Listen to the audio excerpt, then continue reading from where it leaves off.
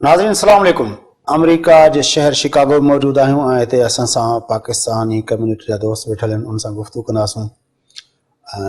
America जे अंदरि जेके हिन साल इलेक्शन्स थियनि थियूं, यकीनी तौर ते सॼी दुनिया उनखे मॉनिटर करे पई, पर हीअ जेके अमेरिकन जेके में रहंदड़ अमेरिका में रहंदड़ जेके सिंधी आहिनि उहे कीअं था हिन सॼे उनखे ॾिसनि, हिन इलेक्ट्रल प्रोसेस खे ॾिसनि ऐं साॻी वक़्तु हिन मुआशरे जे अंदरि जेके स्ट्रेंथ्स आहिनि उन्हनि खे उहे कीअं था ॾिसनि, अपॉर्चुनिटीज़ खे कीअं था ॾिसनि ऐं साॻे वक़्तु जेको वक़्त जी तब्दीली सां जेका अमेरिका जे अंदरि जेका तब्दीली अचे पई उनखे हू कीअं था महसूसु कनि, उन ते गुफ़्तगू कंदासीं जो त गुफ़्तगू खे अॻिते वधायूं। डॉक्टर साहब शुरू कयूं था तव्हां खां, तारुफ़ कराइजो पंहिंजो ऐं पोइ उनखां पोइ। आदाब, डॉक्टर ख़लील मेमन, ऐं शिकागो में रहंदो आहियां। बेसिकली सिंध में पोयों सखर खां तालुक़ु रखां थो पियो ऐं 20 साल थिया आहिनि ऐं शिकागो में रहंदो। डॉक्टरी हुतां पास कयो? हितां डॉक्टरी साईं पाकिस्तान मां पास कईसीं, चाणका मेडिकल कॉलेज लाड़काणे मां। उनखां पोइ अचे हिते मास्टर कईसीं पब्लिक हेल्थ में, हाणे हेल्थ केयर में पंहिंजो बिज़नेस कंदा। डॉक्टर साहब तव्हांजो? दादा मुंहिंजो नालो एजाज़ तुक आहे। मां 1983 खां हिते अमेरिका में रहां थो। मुंहिंजो तालुक़ु आहे बाजारा तालुको सेवण खां। LMC मां ग्रेजुएट कयो, हिते 1986 खां आहियां ऐं गैस्ट्रोएंट्रोलॉजिस्ट आहियां। हिते डॉक्टर आहियां, पेट जी बीमारी जो डॉक्टर। ॿार जेके तव्हांजा आहिनि उहे तव्हांजा हिते रेज़ थिया आहिनि, ॼमिया हिते आहिनि या ॼमिया हुते आहिनि, रेज़ हिते थिया? मुंहिंजा 3 ॿार अथनि, 3 हिते जा हुआ आहिनि, वॾा बि हिते थिया आहिनि। माना सदर थी सघनि था? सदर थी सघंदा, बिल्कुलु बिल्कुुल थी सघंदा। हा, ओबामा सदर थी सघे थो, मुंहिंजो पुटु सदर थी सघे थो। Why not your daughter? They are Americans, उहे सभु अमेरिकन आहिनि, अमेरिकन थी सघे थो। अच्छा, छा तव्हांखे हिते महसूसु थियो हेतिरनि सालनि खां वठी रहो था? कहिड़े पॉइंट तब्दील थींदड़ अमेरिका खे तव्हां किथां ॾिसो? सॼी दुनिया में तब्दीली अचे पई, उन सां गॾु अमेरिका बि दुनिया जो हिसो आहे। जीअं दुनिया में तब्दीली अचे थी त अमेरिका में बि तब्दीली अचे थी। ऐं ख़ासि करे पोयनि 20-25 सालनि खां जॾहिं खां रूस टुटो आहे, उन खां पोइ काफ़ी तब्दीलियूं आयूं आहिनि, अञा घणियूं तब्दीलियूं ईंदियूं। ऐं जीअं दुनिया में राइट विंग राइज़ पियो थिए, मज़हबी एक्सट्रीमिज़म वधे पियो, नेशनलिज़म वधे पियो, इनसिक्योरिटी जेके वधनि पियूं, उन लिहाज़ सां जीअं ॿियनि मुल्कनि में थिए पियो, इंग्लैंड में तव्हां हींअर ॾिठो हुनजो, अहिड़ी तरह सां अमेरिका में बि के माण्हू आहिनि, उन्हनि जो नज़रियो ॿियो आहे, पर उहे सम्झनि था उहे नेशनलिज़म में राइट विंग जेको मज़हबियत आहे उन्हनि जो उहा ताक़त वठंदी वञे थी। पर बहरहाल मुंहिंजे ख़्याल में अमेरिका हिकिड़ो अहिड़ो मुल्क आहे जो माण्हू हिते जो जीअं चवंदा आहिनि त बेस्ट कंट्री उहा आहे जिते तव्हां ॼवा आहियो, पर number 2 country always is America. So from that point of view मुंहिंजे ख़्याल में America is the best country in the world. हिते फ्रीडम आहे, फ्रीडम ऑफ स्पीच आहे, असीं जेको वणे थो ॻाल्हाए सघूं था, सदर जे ख़िलाफ़ु ॻाल्हाए सघूं था, गवर्नर जे ख़िलाफ़ु ॻाल्हाए सघूं था, पंहिंजे नुमाइंदनि जे ख़िलाफ़ु ॻाल्हाए सघूं था ऐं खुला ॻाल्हाए सघूं था। ऐं असांखे न को जेल में विझंदो, न को सज़ा ॾींदो, उन ॻाल्हाइण जी असांखे मुकमल आज़ादी आहे, मज़हब जी आज़ादी आहे ऐं सियासी जेके असांजूं वाबस्तगियूं आहिनि उनजी बि आज़ादी आहे। सो उन लिहाज़ खां अमेरिका मुंहिंजे ख़्याल में तमामु ज़बरदस्त मुल्क आहे ऐं असांखे फ़ख़ुरु आहे असीं अमेरिकन आहियूं। हिते सिंध सां असांजो वास्तो आहे, पाकिस्तान सां वास्तो ज़रूरु आहे, पर हींअर असीं अमेरिकन आहियूं ऐं असांजूं वाबस्तगियूं अमेरिका सां आहिनि। साईं तव्हां थोरो तारुफ़ कराइजो, घणा साल थिया आहिनि, छा पिया कयो? मुंहिंजो नालो शहज़ाद काज़ी, मूंखे 15 साल थिया आहिनि अमेरिका में। मां बैंकर आहियां, बैंकिंग सां तालुक़ु आहे मुंहिंजो। हाणे शिकागो में बि असांखे 10-12 साल थी विया आहिनि हिते, ऐं हाणे हिते कर हुतां किथां? हैदराबाद सां? कराची, बेसिकली कराची। ख़ानदान असां सॼो तक़रीबन कराची में, पर काफ़ी जे पोयां वञूं था त पाट दादू। हीउ जेको डॉक्टर साहिब सां बि ॻाल्हाइण पिया त जेको आहे हीउ तब्दील थींदड़ अमेरिका आहे, 15 सालनि में तव्हांखे कीअं महसूसु थियो? तब्दीली त आई आहे, डेफिनेटली आई आहे। तव्हां जे ॾिसो था त थोरो राइट विंग सेक्टर वधियो आहे हिते। जीअं डॉक्टर साहिबु चयो, सॼी दुनिया में वधीक कंज़र्वेटिव जेके पार्टीज़ आहिनि या ग्रुप्स आहिनि उन्हनि खे पावर आयो आहे। हिते बि उहा ॻाल्हि थिए थी, छो जो to every action there is an equal and opposite reaction. त जेका का शइ ॿी जाइ ते वधे थी उन जो असरु त पवंदो हिते। सो डेफिनेटली फ़र्क़ु आयो आहे, पर फ़र्क़ु थियण जे बावजूदि बि तव्हां जे ॾिसो त असां कई मुल्कनि में रहियूं। मतिलबु मुंहिंजी जॉब जे थ्रू असां काफ़ी ट्रैवल कयो आहे, ईस्ट में रहियूं, वेस्ट में रहियूं, साउथ अमेरिका में, पर आई वुड स्टिल थिंक त हींअर बि ॾिठो वञे दुनिया में त America probably is the best place to be. साईं तव्हांजो? मुंहिंजो नालो शहज़ाद शाह आहे ऐं हिते पाकिस्तान हैदराबाद में पैदा थियो लेकिन हिते रहां पियो 1973 तक 73 जी हाँ, तो बचपन खां हिते ई न्यूयॉर्क में पोइ शिकागो में एंड मुंहिंजो फील्ड आहे टेक्नोलॉजी में सो ही तो कमु करा हिते तालीम भी हिते वरिती हा छा में पढ़ियो किथे पढ़ियो बिजनेस MBA फाइनेंस चवंदा हिते तालीम ॾुखी आहे पैसा घणा लॻनि था बर्नी सैंडर्स बाहियूं वालियूं वेठो आहे डेफिनेटली हिते जेकी एजुकेशन आहे इलाही मूंखे ख़बर आहे हाणे मुंहिंजा ॿार बि कॉलेज वञनि पिया ऐं तव्हां ॾिसो मूंखे जिथे बि एडमिशन मिले थी सुठी कॉलेज में मिले थी हुनजी प्राइस जेकी आहे ट्यूशन इलाही हाई आहे त ही इक्वल अपॉर्चुनिटी अगरि हिते मुल्क में आहे त डेफिनेटली एजुकेशन बि थोरो वधीक इक्वल थी थो सघे सोहेल खां पुछूं भला हुनजो एक्सपीरियंस छा आहे महिरबानी मुंहिंजो नालो सोहेल अंसारी आहे ऐं मां बि हिते ई अमेरिका में 91 खां सो 25 साल थी विया आहिनि मुंहिंजो तालुक़ु टेक्नोलॉजी सां आहे प्रोजेक्ट मैनेजमेंट में कमु कंदो आहियां पोइ 15 सालनि खां ऐं मुंहिंजो तालुक़ु घणो कराची सां आहे बाक़ी पोयां वेंदासीं त पोइ मटियारी सां तालुक़ु रहियो आहे कीअं था हिते 25 सालनि खां लाइफ तव्हांखे कीअं थी लॻे लाइफ ऑब्वियसली पंहिंजे फेज़िस मां गुज़रे थी जंहिंमें जेको सियासी ऐं समाजी माहौल अमेरिका जो आहे उहो तब्दीली में बि आहे पर जीअं दोस्तनि ॻाल्हि कई हुई पर उन सां गॾु गॾु हिकिड़ियूं शयूं जेके इन अमेरिका जी हिकिड़ी जेका डेवलप सोसाइटी आहे उन जा हिकिड़ा नॉर्म्स आहिनि उन में का एॾी वॾी का चेंज अञा ताईं त न आहे ऐं उनखे जेको बि माण्हू जेके बि इमिग्रेंट्स आया आहिनि उन में इहो हूंदो आहे कि उन्हनि जे लाइ हिकिड़ो चैलेंज हूंदो आहे उनखे अडॉप्ट करण उन माहौल में उन में ज़म थियण त उहे चैलेंजिस हर कम्यूनिटीज़ फेस करे थी पोइ के माण्हू जल्दी सेट था थियनि के माण्हू वधीक टाइम था वठनि साईं थैंक यू मुंहिंजो नालो साकिब बलोच आहे खैरपुर मीरस सां तालुक़ु आहे ऐं हिते USA में ऑलमोस्ट मूंखे 16 इयर्स थी विया आहिनि हाणे कंप्यूटर टेक्नोलॉजी में मां जेको हिते कमु कंदो आहियां ऐं तव्हां किथां पढ़िया मां जेको आहे कराची मां पढ़ियो ऐं हिते ज़ाहिर आहे जॾहिं अचे थो माण्हू त काफ़ी चैलेंजिस आहिनि माण्हू जेको आहे हिते कम्पीट करे थो ऐं हिकिड़े स्टेज ते पहुचे थो अची पर सुठी ॻाल्हि इहा आहे अमेरिका जी त तव्हां जेको आहे अगरि ऑनेस्टली हिकिड़ो कमु कयो था या पंहिंजी परफॉर्मेंस ॾेखारियो था त U can see the results right away ठीकु आहे न ऐं जेको आहे हितां असांखे लेसन लर्न करणु खपे ज़ाहिर आहे असांखे पंहिंजे मुल्क लाइ बि ऐं माण्हुनि खे ॾिसणु खपे त भई कीअं हिते लाइफ माण्हू गुज़ारे थो हिकिड़ो एफर्ट्स बि करे थो ऐं हुनजो रिज़ल्ट्स बि ॾिसे थो देयर इज़ अ रीज़न ऐं I think it's a great country to live in मुंहिंजो नालो कलीम शाह आहे ऐं ठटे मां ओरिजिनली ठटे मां आहियां हिते अचवञु त पियो घणो अॻु में थींदो हो पर 1999 खां वठी हिते रही पियो आहियां 9/11 कराए पोइ आया या बाद में आया वरी ची ॻाल्हि कजो साईं छा चयो मुंहिंजो 9/11 कराए पोइ आया या न न 99 अच्छा 99 खां मतिलबु मुशरफ 99 खां सेटल थी वियो मुशरफ खे विहारे पोइ आया हा जी हा इहो चई सघो था अच्छा हा जी बाक़ी आहे त मुंहिंजी नंढड़ी नौकिरी आहे हिकिड़ी ऐं ॿियो पंहिंजो कारोबार बि आहे 9/11 खां पोइ हिन समाज जे अंदरि को तब्दीलियूं तव्हां ॾिठियूं बिल्कुलु साईं 9/11 खां पोइ शुरू में त इलाही तब्दीलियूं आयूं पोइ आहिस्ते आहिस्ते ॻाल्हियूं वरी बि नॉर्मल थी वियूं पर हाणे जेके पोइ 2-3 सालनि में जेके वाक़िया थियनि पिया जेके ख़ासि तौर सां मज़हबी नमूननि सां या उन जे करे कुझु फ़र्क़ु ज़रूरु पियो आहे उन करे ई जेको आहे सो रिपब्लिकन जो जेको कैंडिडेट आहे उहो हुनजो फ़ाइदो थो पियो वठे ऐं ॻाल्हियूं इलाही वॾे स्टेज ते थियूं पहुची थियूं वञनि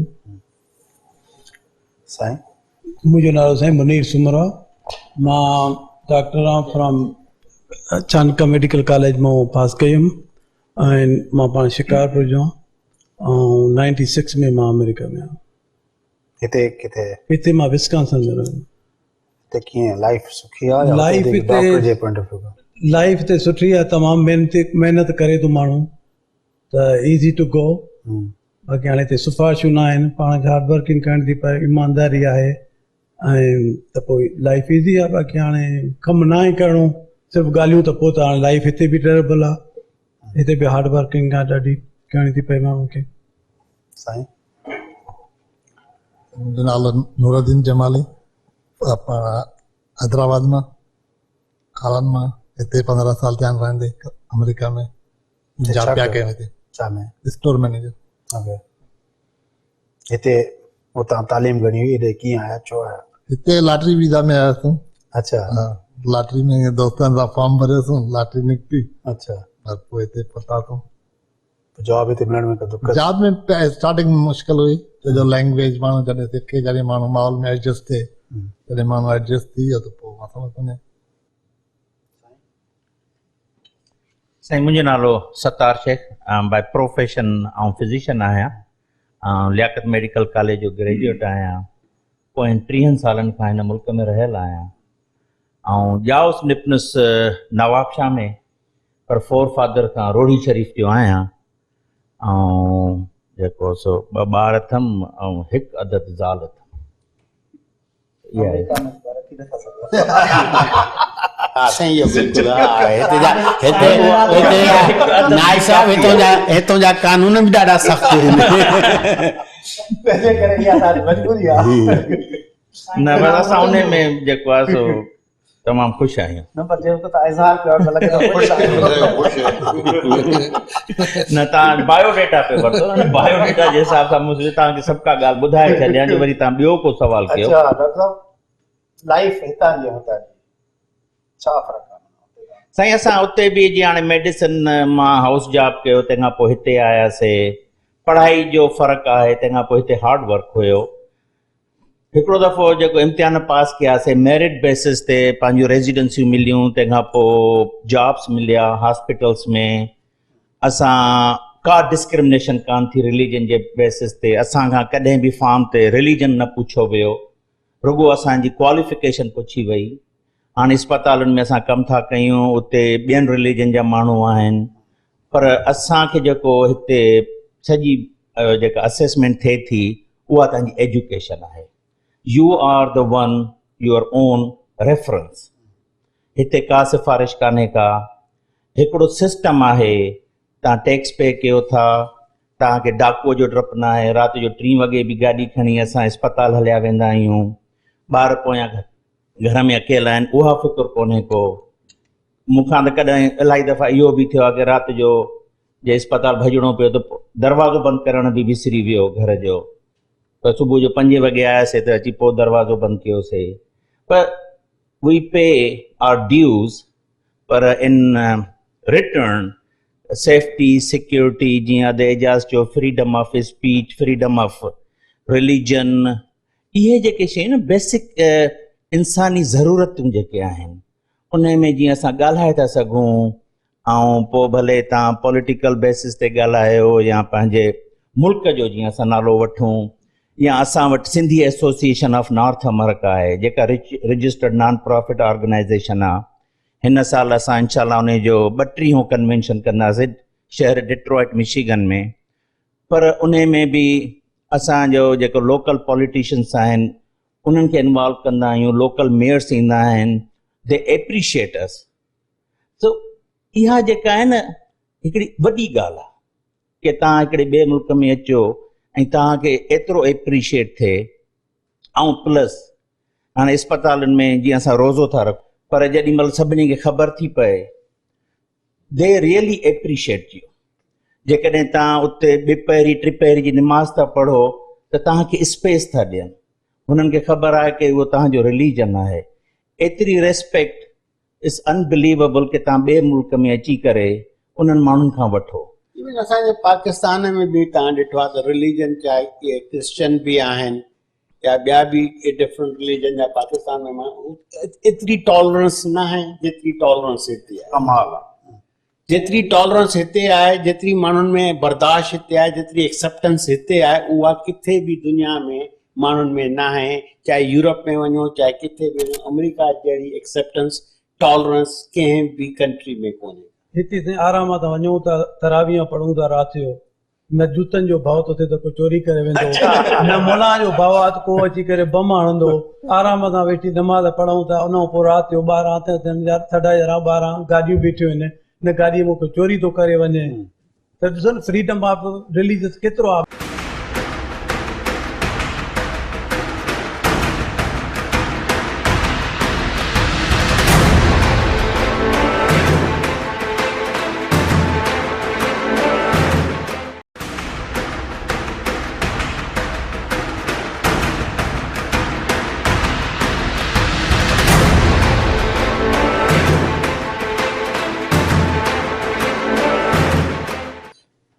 इमिग्रेंट्स हिकिड़े मुल्क खां ॿिए मुल्क में वञनि था, कल्चर जो जेको फ़र्क़ु आहे, असां हिकिड़े कल्चर मां चऊं था हिते औरतुनि जी आज़ादी, ॿारनि जी आज़ादी, इन तरह जे कल्चर जे अंदरि एडजस्ट करण में को प्रॉब्लम थिए थो?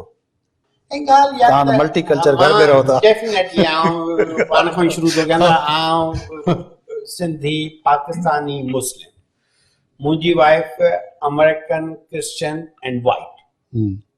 हाणे उहो हिकिड़ो ॿिन्ही जो मेलाप, हिकिड़ो ॿिन्ही जो हो, त ॻाल्हि इहा त इहा आहे एक्सेप्टेंस। वरी त असां उहो मुंहिंजो कल्चर हुन एक्सेप्ट कयो, मूं हुनजो कल्चर एक्सेप्ट कयो, उहो मीडियम ते असां वञी पुॻासीं त जिते के अहिड़ा नाम्स आहिनि जेके न हू चेंज करे सघंदी न आउं चेंज करे सघंदी। के शयूं अहिड़ियूं आहिनि जेके मुंहिंजे कल्चर में रिच आहिनि, के शयूं हुननि जे कल्चर में रिच आहिनि, के शयूं हुननि जे कल्चर में जेके आहिनि से उहे एतिरियूं स्ट्रांग आहिनि जेतिरियूं असांजे कल्चर में स्ट्रांग आहिनि।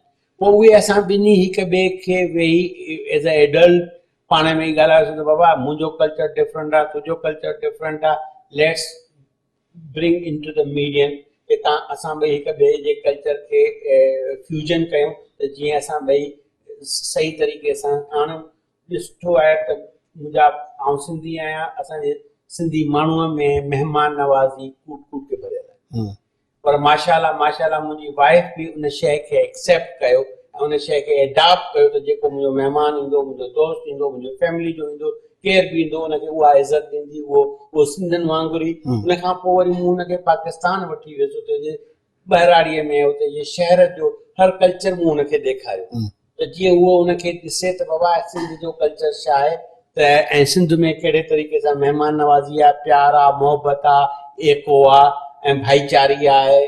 उन खां पोइ उहो अची उन एडॉप्ट कयो। असांखे बि तुंहिंजियूं जेके सुठियूं शयूं आहिनि ऐं तुंहिंजो जेको सुठो रिच कल्चर आहे उनखे एडॉप्ट करणु पवंदो। एनी प्रॉब्लम न से माशाल्लाह मूंखे अॼु ताईं 12 साल थिया आहिनि शादीअ खे, अॼु ताईं असां रहूं था पिया, को प्रॉब्लम को बि कल्चर शॉक न लॻो आहे या कल्चरल इशू न थिया आहिनि जो असां कल्चरल। डॉक्टर साहब, सोसाइटी में कल्चर सां मिंगल अप करणु, पंहिंजो फैमिली जो ॿारनि जो एक्सेप्ट करणु, मिंगल अप करणु, मतिलबु इनमें को प्रॉब्लम आहे?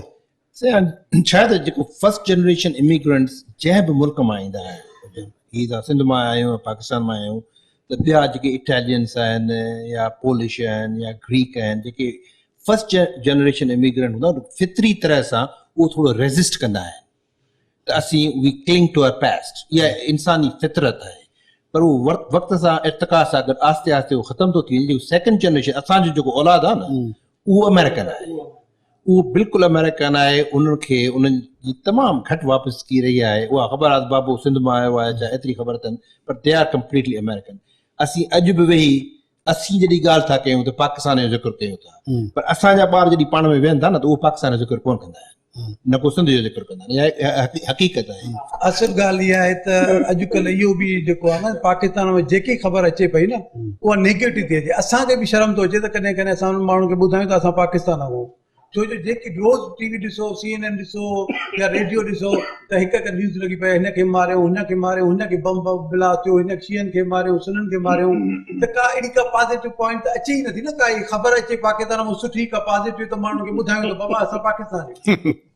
असां ॾिसो न, असीं जेको रहूं था न हींअर, उहो 19 सदी 20 सदीअ जो दौरु कोन्हे, 21 सदीअ में ग्लोबल विलेज। इहे जेके बॉर्डर्स जेके न आस्ते आस्ते ख़तमु झका थी विया आहिनि। इवेंचुअली आई बिलीव त इहे बॉर्डर्स इवेंचुअली ख़तमु थी वेंदा आहिनि। त हाणे इहे जेके पाकिस्तान में थिए थो या ॿियनि मुल्कनि में थिए थो, त इहो we can not blame specifically उन मुल्क ते या उन जे माण्हुनि ते। इहे डोमिनो इफेक्ट्स जेके आहिनि दुनिया में, उनमें सभई असीं ज़िम्मेवार आहियूं। ऐं मां ईअं कोन चवंदो त वेस्ट इन में इन्वॉल्व कोन्हे को, वेस्ट जूं बि रिस्पॉन्सिबिलिटीज़ आहिनि।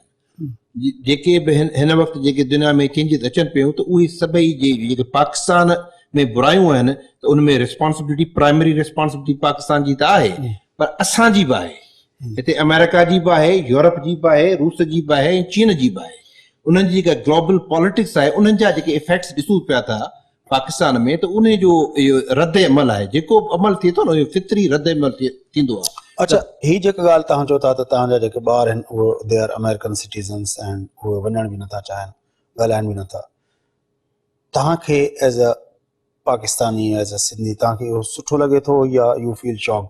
ते हाणे मां हिन मिसाल ॾियां न, असीं सिंध में रहूं था, असीं जेको उर्दू स्पीकिंग पॉपुलेशन आहे उन खां डिमांड कंदे भाउ तव्हां सिंधी सिखो, 70 साल थी विया आहिनि तव्हां सिंधी कोन था ॻाल्हायो, उन्हनि खां असीं डिमांड कयूं था। हिते बि असांखे असांजा ॿार हिन मुल्क में आया आहिनि, असांखे कंहिं ज़ोरीअ कोन आंदो आहे, पंहिंजी मर्ज़ीअ सां आयासीं, हिते रहियासीं, त हुननि खे हू हिते जा आहिनि, उन खां असीं इनकार नथा करे सघूं।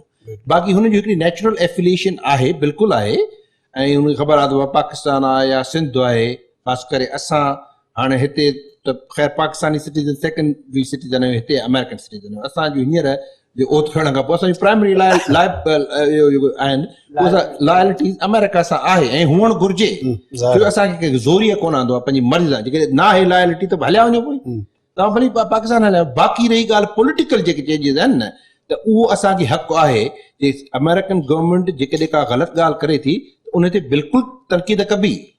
जे पाकिस्तान में कुझु ग़लति थो थिए त उन ते बि तनक़ीद थियणु घुरिजे, पाकिस्तान में पाकिस्तान खे बि इहो सिखणु घुरिजे, इहो हर को ब्लेम ॿियनि ते न हणो। ॿिया जेके ज़िम्मेदार आहिनि बि त प्राइमरी रिस्पॉन्सिबिलिटी उन मुल्क जी हूंदी आहे। साईं कल्चरल इहा ॻाल्हि बिल्कुलु ठीकु आहे जो इहो अॼु सुवाल पाण जेके इन ते ॻाल्हायूं पिया। ज़रूरु कम्यूनिटीज़ जेके आहिनि साउथ एशियन आहिनि या जेके आहिनि यूरोपियन बि आहिनि या कुझु इन्हनि में रेज़िस्टेंस रहियो आहे, ऐं ख़ासि तौर ते साउथ एशियन्स में तमामु घणो रेज़िस्टेंस बि इन मामले में, इहो चैलेंज अचे पियो, इहो चैलेंज फेस थिए पियो। ऐं इन करे ई असीं जेके दोस्त आहियूं इन मौज़ूअ ते ॻाल्हाईंदा आहियूं हिते, ऐं असांखे अहिड़ा प्लेटफॉर्म खपनि कि जेके असां इन बैलेंस खे बरक़रार रखी सघूं ऐं पंहिंजी नई जनरेशन खे ॿुधाए सघूं, ऐं ना कि हुननि खे सफ़ा के हिकिड़े कॉर्नर में बॉक्स कयूं या हुननि खे सोसाइटी जेके हिकिड़े फेज़ में इहो हुननि खे असां इहा तरबियत न ॾेई सघूं।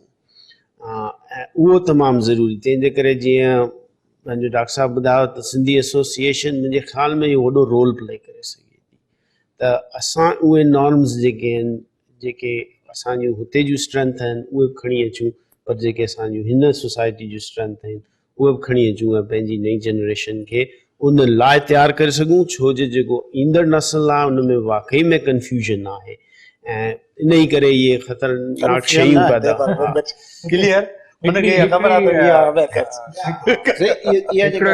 साईं ॻाल्हि तमामु इम्पोर्टेंट आहे त जेको असीं ॻाल्हि कयूं असिमुलेशन, असीं हुनखे रेज़िस्ट कंदासीं न, उन मां तमामु बुरा नतीजा साबित निकिरंदा।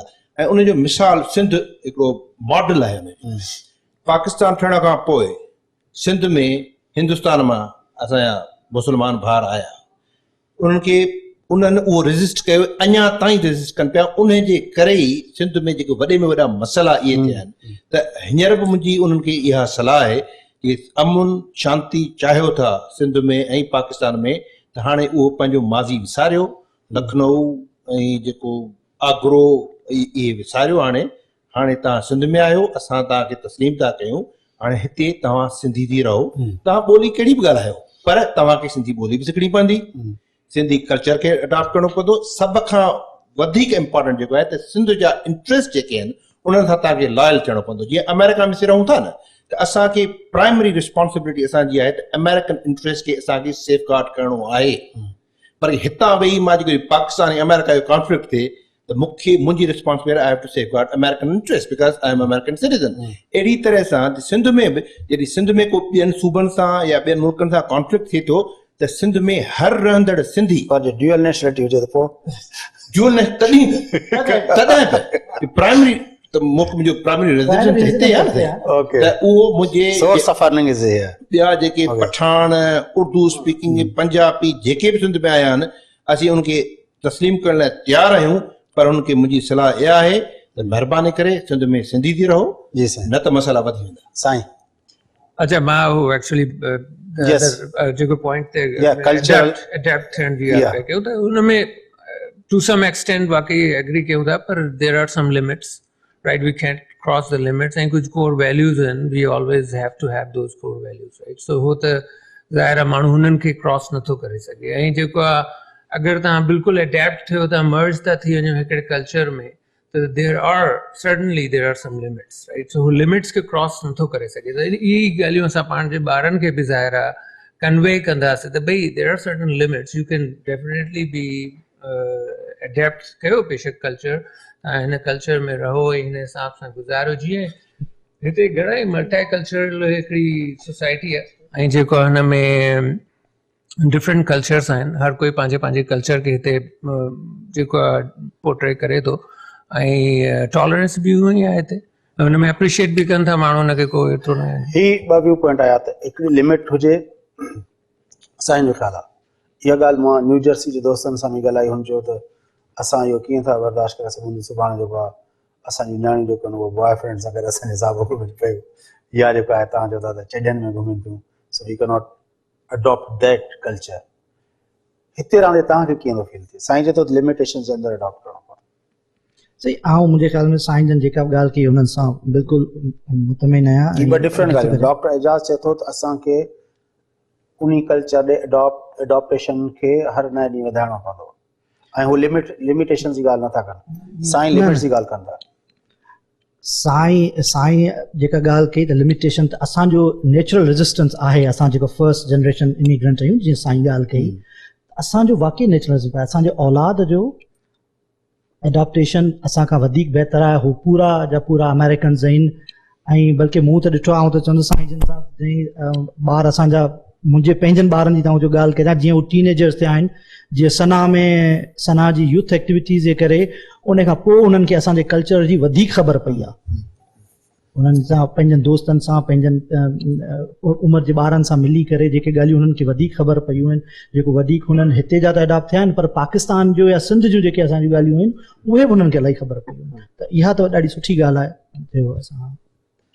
साईं, मां त इहो चवंदुमि जेकी सिंधी मीडिया आहे न, जो असां ॿारनि में कल्चर जा जेकी अॼुकल्ह असांजी टीवी थियूं हलनि, पाकिस्तानी टीवियूं या इंडिया ड्रामा या इंडिया जा फिल्म, अहिड़ी नमूने सिंधी जेकी टीवी आहे न, उन जो बिल्कुलु कंट्रीब्यूशन ज़ीरो आहे हिते अमेरिका में. जो हिकु त उन जा ड्रामा उहो पाण बि कल्चरली एॾा उहो न आहिनि जेके अहिड़े नमूने प्रेज़ेंट करनि था पाण खे सिंधी करे इन ड्रामनि में. अहिड़े नमूने मीडिया जेके न पावरफुल हुजणु घुरिजे. कंहिं बि कंट्री ॾिसो, स्पेनिश आहिनि न, एॾा चैनल आहिनि स्पेनिश, एॾी हुनजी कल्चरल, इन करे जेके ॿार स्पेनिश थोरी इंग्लिश बि ॻाल्हाइनि था, स्पेनिश बि ॻाल्हाइनि था, पर हुनजी मीडिया एॾी पावरफुल आहे जो उहो पाण खे बि नथा महसूसु करनि था असां जेके स्पेनिश आहियूं. अमेरिका में बि स्पेनिश ॻाल्हाइनि था, स्पेनिश कल्चर एडॉप्ट था करनि. वरी बि छा पता असांजे सना वारनि खे जो हर साल फंक्शन वॾो सारो कल्चरल प्रोग्राम करनि था, उन में असांजा यूथ जा वञनि था, अलाए सर एडॉप्ट करनि था. असां कल्चर डे कंदा आहियूं हर साल हिते शिकागो में, सिंधी टोपी अजरक नंढनि खे ॿारनि खे सभिनि खे सिंधी कपिड़ा पाए असां अचूं पिया, सिंधी गाना हलायूं, सिंधी प्रोग्राम कयूं, या सना जा जेके कन्वेंशन थियनि था उते असां अचूं था, त उते बि सिंधियुनि जो माना ॿारनि जो वधि में वधि ॿार अचनि था ख़ुशी ख़ुशी पाण, छो जो उन्हनि खे असां इलाही सारा प्रोवाइड करे ॾियूं था. सिंधी जेके बि कल्चर जा जेके बि आहिनि म्यूज़िक, तव्हांजा ड्रामा थिया, हे थिया, या उनजा पंहिंजा ॿारनि जा रांदियूं था करायूं, या पिकनिक थियनि थियूं, त उन में अञा बि फ़ाइदो. पर सिंधी मीडिया जो रोल ज़ीरो आहे हिते अमेरिका में. साईं, बेसिकली हिते जेको आहे न, माण्हुनि खे सिंधी माण्हुनि खे एतिरो पाण में लाॻापो न आहे. पाण में जेको आहे न, ॿार जेके आहिनि उन माहौल में नथा रही सघनि. सभु को अलॻि अलॻि रहे थो, साल में हिकिड़े चकर मिलनि था. माना ॿियनि कम्यूनिटियुनि में वधीक उहो आहे, कम्यूनिटी सेंटर आहिनि, माण्हुनि खे उते अचनि था, माण्हू मिलनि था हर महीने.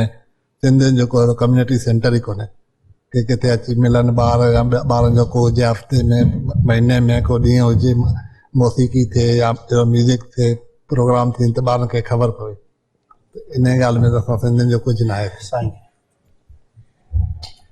साईं, मां जेको आहे पंहिंजे दोस्तनि सां एग्री कंदुसि उन में ॿिन्ही भाउरनि जो, कि इवन तव्हां पाकिस्तान में पंहिंजे सिंध में बि हुजो त सॼी ॻाल्हि तव्हांजे घर खां शुरू थी थिए. तव्हांजा माउ पीउ जेको बि कयो था तव्हां, उहे ॿार तव्हांजा सिखनि था.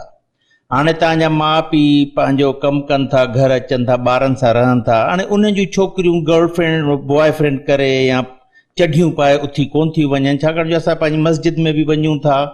असांजी अल्हम्दुलिल्लाह हिते वॾी कम्यूनिटी, नंढनि नंढनि शहरनि में, मां नंढड़े शहर में थो रहां जंहिंजी आबादी 3 लख मस आहे, तॾहिं बि असांजे शहर नालो कलामज़ू मिशिगन में, ऐं जेको आहे सो 2.5-3 लख जी आबादी हूंदी तॾहिं बि जेको आहे सो ऐं पाकिस्तानी तक़रीबन 100 फैमिली हूंदियूं, पर असां हिकिड़ी मस्जिद में जे अरबी वग़ैरह हणो त 300-400 फैमिलियूं आहिनि। उते मुंहिंजा ॿार नंढे हूंदे वेंदा रोज़ा रखनि। सो आई थिंक असांजो अपर हैंड इन करे असांजे ॿारनि खे कि जीअं अदे चयो कि असां जीअं वक़्त सां गॾु बॉर्डर ख़तमु पिया थियनि न, उहा जेका आहे मार्केट असांजी ग्लोबल पई थिए। असांजा ॿार जेके उन्हनि खे इहो फ़ाइदो आहे कि हिन कल्चर में रहिया, हिते अंग्रेज़ी पंहिंजी सिखिया, हितां जो जेको डिप्लोमा वठनि था, ऐं तंहिंखां पोइ हिकिड़ी मैंडेटोरी कंपलसरी हिकिड़ी वधीक एक्स्ट्रा लैंग्वेज सिखनि था, घणो करे जेको स्पेनिश, ऐं तंहिंखां पोइ बाक़ी जेको आहे सो इंडिविजुअली को हाणे इहो जीअं कि तव्हां ॻाल्हि कई न्यू जर्सी वारी, उहो उन ते आउं टोटली एग्री न कंदुसि कि ख़ैर मूंखे धीअ कान्हे का कि मुंहिंजी धीअ उथी ऐं मिनी स्कर्ट पाए बॉयफ्रेंड सां हली वञे। उहो तव्हांजे माउ पीउ जी ट्रेनिंग, तव्हां घर में कहिड़ो माहौल था रखो, that got nothing to do with the America, that got nothing to do with the America.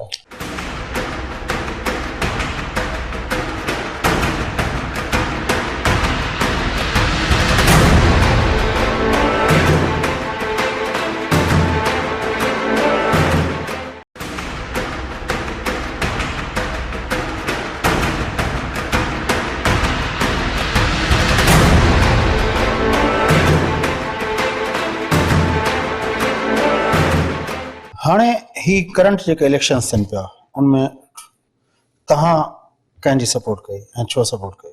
असां बेसिकली जेके मोस्टली इमिग्रेंट आहियूं, मां पंहिंजे हिसाब सां निकिरे, मुंहिंजो ओपिनियन, पर्सनल ओपिनियन त आई मोर गो फॉर द सेंडर्स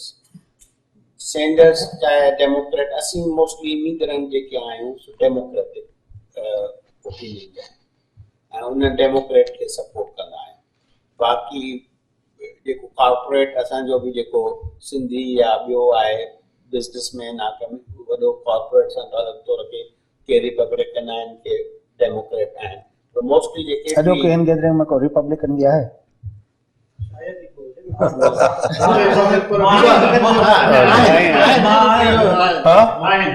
साईं खे जो रिपब्लिकन उहो ट्रम्प ॻाल्हियूं करे थो वाइट अमेरिकन जो, माना अमेरिकन जीअं नेशनल्स थींदा आहिनि असांजे पाकिस्तान में या रिलीजियस वारा थींदा आहिनि, अहिड़ी नमूने हिननि जो बि इहो ई मैनिफेस्टो आहे ट्रम्प जो, सिर्फ़ु अमेरिका जे लाइ। ऐं जेकी ॻाल्हियूं चङियूं, के ॻाल्हियूं चङियूं बि करे थो, जेके मां लाइक बि कयां थो, जीअं चए थो त भई जेको उतां जा माण्हू असांजे अचनि बि था इमिग्रेंट जेके रिलीजियस जेके हिते जी बम हणनि, त इहा त सुठी ॻाल्हि आहे न। कंहिं किथे में तव्हांखे सभु कुझु, तव्हांखे रोज़गार मिले थो, जॉब मिले थो, हेॾी सारी अपॉर्चुनिटी मिलनि थियूं, उते तव्हां बम हणो या माण्हू मारो, इहो त सुठी ॻाल्हि न आहे न पंहिंजी जाइ ते। इहो त चए ई नथो न। अमेरिका हिस्ट्री बि कई न त हिकिड़े ब्लैक ओबामा खे जेको मुस्लिम उन जो टाइज़ बि आहिनि, उनखे 8 सालनि लाइ अमेरिका जो प्रेसिडेंट ने कई, हिस्ट्री बि कई।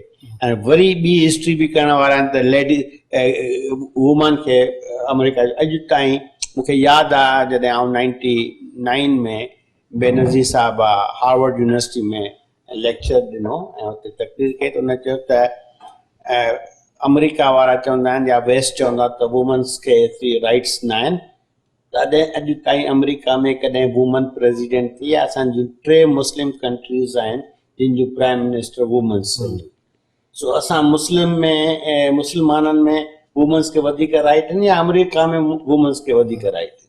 त असीं एडॉप्ट कयो आहे त वुमन भली प्रेसिडेंट या प्राइम मिनिस्टर थिए, पर हिननि अॼु ताईं हुन शइ खे एडॉप्ट ई न कयो आहे, हुनखे एक्सेप्ट ई न कयो आहे त वुमन बि का प्रेसिडेंट थिए या हितां जा वाइस प्रेसिडेंट थिए या हितां जे पॉलिटिकल सिस्टम में को वॾो एॾो अहम उहिदे ते पुॼे। सो इन करे हिलरी जा चांसिस बि लॻनि था पिया घणा आहिनि। सो ॾिसूं किथे थी ॻाल्हि वञी बीहे। डॉक्टर साहब जा पॉलिटिकल व्यू पॉइंट्स वठो। हाणे सेंटर जी सपोर्ट कयो कोन कयो? अदा मां I am die hard centre supporter, ऐं पाण बिल्कुलु बिना कंहिं लिकाइण जे, I believe in socialism. Socialism मैंने जॾहिं मां चवां थो त उहो सोशलिज़म जेको वेस्टर्न सोशलिज़म आहे, यूरोप में आहे, उहो सोशलिज़म त अपॉर्चुनिटी हुजे ऐं जेके डिप्राइव्ड कम्यूनिटीज़ आहिनि या जेके माण्हू आहिनि उन्हनि खे अपलिफ्ट करणु घुरिजे, यूनिफॉर्म एजुकेशन हुअणु घुरिजे। ऐं जेको ग़रीब त हिकिड़ो माउ पीउ जेकॾहिं ग़रीब आहे या माउ पीउ को नशई आहे त उनजी सज़ा उनजे ॿार खे न मिलणु घुरिजे। ॿ बुनियादी जेके ह्यूमन राइट्स जेके आहिनि इंसान जा, हिकिड़ी सिहत हू बीमार पंहिंजी मर्ज़ीअ सां कोन थींदो आहे, त उन उहा हेल्थ ऐं एजुकेशन आई बिलीव इहे ह्यूमन राइट्स आहिनि ऐं हर इंसान खे मुहैया थियणु घुरिजनि। इहा रिस्पॉन्सिबिलिटी स्टेट जी हुअणु घुरिजे त तइलीम ऐं health care should be provided by state. जेका स्टेट हितां खां 10,000 मील वञी उते जेको किथे हमिलो थी करे या जेको बालादस्ती चाहे थी पंहिंजे मुल्क जे ॿारनि खे पढ़ाए नथी सघे, पंहिंजे मुल्क जे माण्हुनि जो इलाजु नथी करे सघे, त मुंहिंजे ख़्याल में इहा वॾी ज़्यादती। साईं सैंडर्स जी हिमायत कंदो, हेलरी जी हिमायत कंदो? सो तव्हांजे ॾिसो सैंडर्स जी ॻाल्हि बिल्कुलु सही आहे ऐं जेके ॻाल्हि हले पई त हेल्थ केयर ऐं एजुकेशन प्राइमरी शयूं आहिनि। It is human right, it is your basic fundamental right त तव्हांखे हेल्थ केयर ऐं एजुकेशन मिले। सो पर इहो आहे त इन रियलिटी हाणे of course the candidates are Trump and Hillary, so Sanders is out basically. पर हूअं हुन जूं ॻाल्हियूं बिल्कुलु सही हुयूं ऐं आई थिंक सपोर्ट करणु ज़रूरी हो, पर of course now we have to decide between the two. साईं मूंखे लॻे थो कि ही जेका सभु हिते चवनि पिया न, ही सही आहे, लेकिन ही जेको सैंडर्स इंट्रोड्यूस करे पियो पंहिंजी जेको चयो वधीक सोशलिस्टिक व्यूज़, ही क्रॉस रोड्स करे थो इन अमेरिका में। एंड हाणे जे कैपिटलिज़म एंड सोशलिज़म जॾहिं क्रॉस करनि था, ही welfare system increase, free education, free health care, state provided health care, ये जेका सब कॉर्पोरेट लॉबीज आहिनि कैपिटलिस्टिक, तमामु एग्जैक्टली तमामु। सैतान डॉक्टर साहब मां अर्ज़ु पई कयां त साईं जिन जीअं चयो त हाणे हिलरी ऐं ट्रम्प आहिनि, त हाणे सैंडर्स जो बार बार अचे पियो ज़िक्र पियो थिए। सैंडर्स जॾहिं इलेक्शन में कैंडिडेट थी बीठो त जॾहिं हुन इहो कोन सोचियो त he will get two that level. Sanders सियासतदान आहे, पर he is more than politician, ही हिकु पॉलिटिकल एक्टिविस्ट हो। हुन इशूज़ खे उजागर करण चाहियो, हुन इशूज़ खे उजागर करण चाहियो ऐं it was well received by the public and youngsters, which is the future of America. The youngsters है ना, सीधा जो तो बार था चाहें, 80 को था चाहें, भाई who are we? Future of America is youngsters. तो हुन्ने पॉपुलर थी हो तमाम गाल मथे वरी लगो पे तो थी सकतो खटे बने, पर पो हुन he realize, he knows, हुन की खबर ही तो हिलरी थींदी इलेक्ट थींदी, पर हिन डेमोक्रेट पार्टी ते वॾो इन्फ्लुएंस विधो आहे ऐं हिलरी खे जेको सेंट्रिस्ट हुई उनखे he has pulled her to the left. I think इहा हिन जी वॾे में वॾी अचीवमेंट आहे। ऐं तव्हां ॾिसंदो त हिन जेका डेमोक्रेट पार्टी जी कन्वेंशन थींदी, इलेक्शन कन्वेंशन, उन में हिन जो तमामु अहम रोल हूंदो ऐं हिलरी जी जेके पॉलिसीज़ जेके हिलरी घणो करे अमेरिकन प्रेसिडेंट थींदी, छा बि खणी चओ अमेरिकन के छा बि हुजे त हू अञा कॾहिं बि डोनाल्ड ट्रम्प खे एक्सेप्ट कोन कंदा। इहो मुंहिंजी दावा तव्हां लिखी छॾियो, खणी केतिरो बि राइट विंग मथे चढ़े पर हू हुनखे अचणु कोन ॾींदा। ऐं उन ते हिलरीअ ते हिन जो बर्नी सैंडर्स जो तमामु घणो इन्फ्लुएंस थींदो ऐं which is a good thing. साईं ऐं सुठी ॻाल्हि आहे कि हुनजी कैंपेन एॾी ज़बरदस्त कैंपेन हुई जंहिंमें वॾे में वॾी फंडिंग जेका आहे उहा $20 जी हुई। सो उन जो हिसो रहियासीं, पर हाणे इहा ई आहे कि उनजी कैंडिडेसी जेको आहे बिटवीन हाणे असांखे हिलरी ऐं डोनाल्ड ट्रम्प खे ॾिसूं पिया, जेके ॿ कैंडिडेट अचनि पिया, त मुंहिंजी नज़र में उन्हनि ॿिनि में हिन वक़्तु हिलरी वधीक सूटेबल आहे अमेरिका लाइ। ऐं उन जो जेको बैलेंस अप्रोच आहे उहा वधीक हिन मुल्क खे हींअर ज़रूरत आहे बजाए जो डोनाल्ड ट्रम्प जी जेका प्रोपेगेंडा आहे। ॿी ॻाल्हि इहा आहे कि डोनाल्ड ट्रम्प रिस्की कैंडिडेट आहे मुंहिंजी नज़र में। न रुगो इहो कि अगरि हुन जूं कुझु सही ॻाल्हियूं बि हूंदियूं या के सही अमेरिकन इंट्रस्ट बि हूंदा जेके हू रिप्रेज़ेंट कंदो हूंदो, पर मूंखे नथो लॻे कि हू कंहिं कैंडिडेट उन्हनि सां बि सिंसियर आहे ऐं उहे शयूं ज़रूरु असांखे परेशान कनि थियूं। साईं जी साईं चयो doctor Ejaz, I mean I think I totally agree. Sanders हिकिड़ो एक्टिविस्ट हो and he gave a vision and totally you know change the trend. हाणे हे जेके हिलरी जे जेके स्टेटमेंट्स अचनि थियूं kind of different than before. ऐं ॿी ॻाल्हि छा जो हाणे सिर्फ़ु हिकिड़ी ॻाल्हि आहे कि the third term Democrats, I mean may be not, never know छा थिए थो, छो त ट्रेंड जेको हले थो 2 टर्म्स जो हले पियो, हाणे जेको आहे 3rd टर्म ईंदो थी सघे थो थिए बि, ऐं नेवर नो अगरि ट्रम्प बि अचे हा ये भी थी सके तो बिल्कुल सही असां सैंडर्स जा ई हिमायती हुआसीं, बल्कि मूंखे त ॿारनि ई कन्विंस कयो त हेलरी खे छॾे सैंडर्स खे करियो।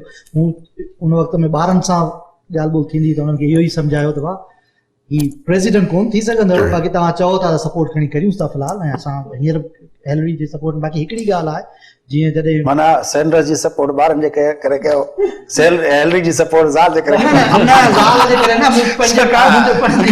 मूं सवेर भेनरुनि सां ॻाल्हाए वेठे, सभिनी चयो असां हेलरी जी सपोर्ट कंदासीं। मुंहिंजो छो छा आहे जी, पहिरियों दफ़ो का औरत अमेरिका जी सदर थी असां छो था सपोर्ट कयूं। पर हिकिड़ी ॿी ॻाल्हि आहे, जीअं ओबामा ऐं जॾहिं हेलरी क्लिंटन हुआ, जॾहिं हेलरी क्लिंटन प्राइमरीज़ में हा पहिरियों दफ़ो ओबामा जी पहिरीं इलेक्शन में, उन ते जेके हेलरी जा हिमायती हुआ, जीअं ई हू कैंडिडेट नॉमिनेट थी वियो त सभु जा सभु हुन जे पोयां हलिया विया। पर हींअर रुगो थोरो इहो पियो थिए त जेके सैंडर्स जा हिमायती आहिनि उहे ओतिरे क़दुरु हुन सां पोयां वञनि कोन पिया, अलाह सां करे जेकॾहिं पोयां हलिया था वञनि त आउं त सम्झां त ट्रम्प प्रेसिडेंट कंहिं बि सूरत में थी सघे थो। इहा ई ॻाल्हि आहे त अलाह सां करे। साईं तव्हां त रिपब्लिकन आहियो न,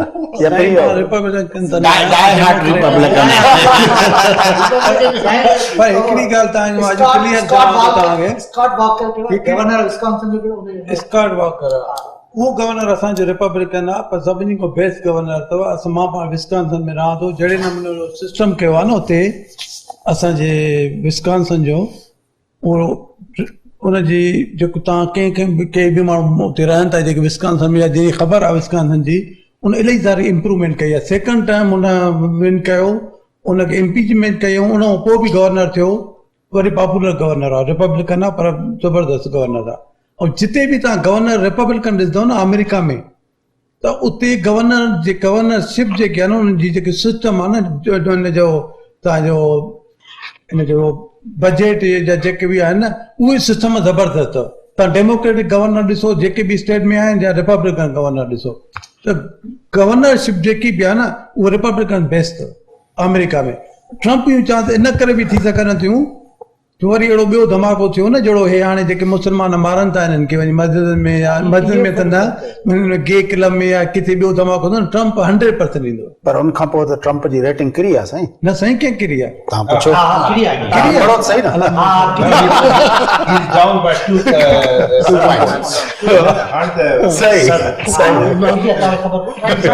पहिरियों त साईं बर्नी खे वोट कयोसीं हुनजी हिमायती, ॿारनि चयो बाबा असांखे फ्री एजुकेशन मिलंदो, फ्री हेल्थ केयर मिलंदो, वोट हिनखे कंदासीं। पर हाणे सेंटर आउट थी वियो त हाणे हेलरी खे ॾिसंदासीं अॻिते छा थो थिए। सर जंहिं अरसे में जेको आहे सो असां वॾा पे थियासीं, उते जेको आहे सो सिंधी मुहाजिर जो जेको चकर हलियो, उन में इलाही माण्हू मरी विया, पोइ पठाणा आया, इहे पे हलिया चकर, उन चकरनि में जीअं तीअं मेडिकल स्कूल कयोसीं, पोइ अची हिते निकितासीं। इस्म जे चकर में, रिलीजन जे चकर में को बि मुल्क थ्राइव नथो करे सघे। इहो हमेशह उहे मसला उते ई रहंदा। हाणे जेकॾहिं तव्हां ट्रम्प वठो न, कि ट्रम्प हिते वेही करे जेको आहे सो जहिड़े नमूने मुस्लमाननि खे क्रिटिसाइज़ कयईं, हिस्पैनिक्स खे जेको क्रिटिसाइज़ कयईं त मैक्सिकन्स रेप था अची कनि, उहे टेररिस्ट आहिनि, हाणे उन बेसिस ते ही is going to hurt country so bad, so, and a plus establishment knows that this country is a country of immigrants. And जो constitution जड़े नमूने ठायो वियो आहे, is not based on the religion. So this country cannot afford a person like Donald Trump. बाकी रही बर्नी या Hillary, सही सीधी ॻाल्हि आहे, there is no free cup of tea. जेकॾहिं ॿारनि जी तव्हां एजुकेशन फ्री कयो, हेल्थ केयर फ्री कयो, थी सघे थो, पर at of the cost of कि असां टैक्स वधीक ॾियूं, मुफ़्त में त कोन थींदो न साईं। हाणे जेको आहे सो उन जे हिसाब सां, ऐं असां ॾियण लाइ तयारु आहियूं जेकॾहिं सॼो मुल्क मञे त, असां उन खां इनकार कोन था कयूं, पर उहे पैसा आख़िर free education, free health care, या त असां हिन मुल्क में जंगू करणु बंदि कयूं, उहे पैसा बचनि, या त असांजे पघार जा चेक जेके आहिनि सो 60-70% असां टैक्स ॾियूं त असांजी जनरेशन्स जेके आहिनि उन्हनि खे अॻियां एजुकेशन मिले, जंहिंजे करे यंग ॿारनि खे त ख़ुशी थी, पर जेके इन्वेस्टर्स आहिनि, ॿिया माण्हू आहिनि, उन्हनि जे लाइ थोरो ॾुखियो थी पियो। पर एनीवे बर्नी जीअं अॼु एजाज़ चयो कि he gave a good guideline to Hillary, but at the end of the day I was for Hillary from get go and still I am for Hillary, and I think that's the best thing can happen to this country. साईं तव्हांजी वॾी महिरबानी doctor साहब, तव्हांजी doctor साहब वॾी महिरबानी साईं, तव्हां सभिनी दोस्तनि जी वॾी महिरबानी, तव्हांजी वॾी महिरबानी। प्रोग्राम जो वक़्तु पूरो थिए थो, पंहिंजे मेज़बान ख़याल नवेश खे इजाज़त सदाईंदो।